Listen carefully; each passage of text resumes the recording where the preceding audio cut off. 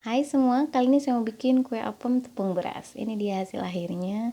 Kue apemnya lembut, kenyal gitu, teksturnya pas, terus aroma dan rasanya tuh unik ya. Dia kayak punya rasa ciri khas tersendiri dan ini enak banget, legit banget. Penasaran gimana cara buatnya? Kita tonton sampai selesai ya. Yuk, kita mulai bikin.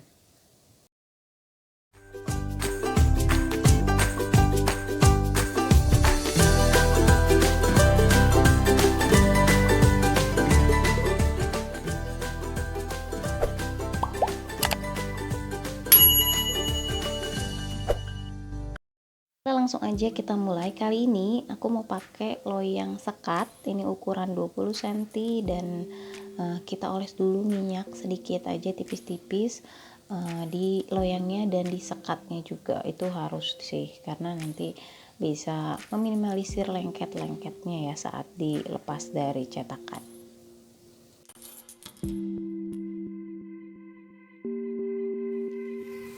Lalu kemudian kita mau haluskan tape singkong. Di sini cari tape yang lembut dan manis dan harum biar lebih mantap rasa kue apemnya. Kemudian dalam sospen kita mau masak dulu cairannya. Di sini ada 400 ml santan ditambahkan dengan gula merah.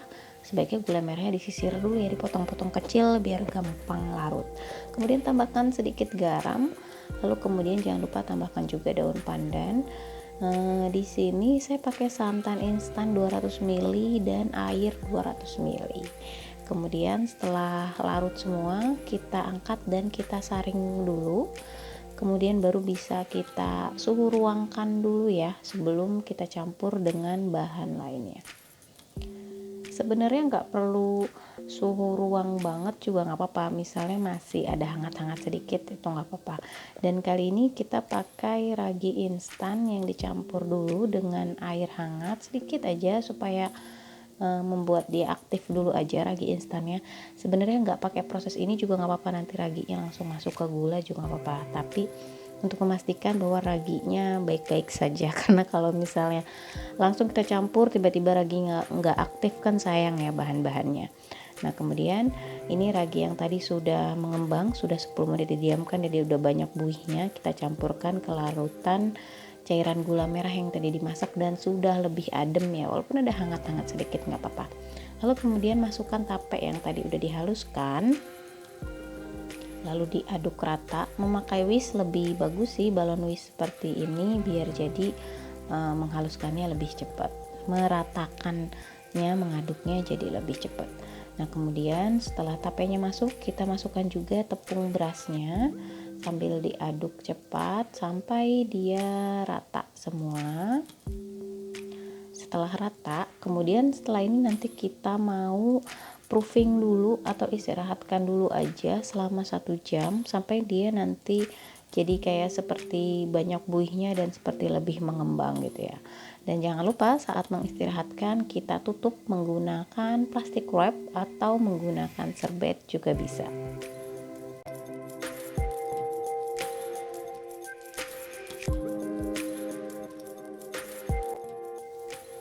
Dan ini dia hasilnya setelah diistirahatkan 1 jam. Dia sudah lebih banyak buihnya, seperti sudah mengembang. Kemudian tinggal kita tuang aja ke loyang yang tadi udah kita oles.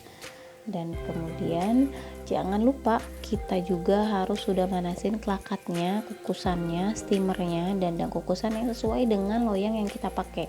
Jadi loyangnya bisa ditaruh dulu di kukusan kira-kira cocok apa enggak.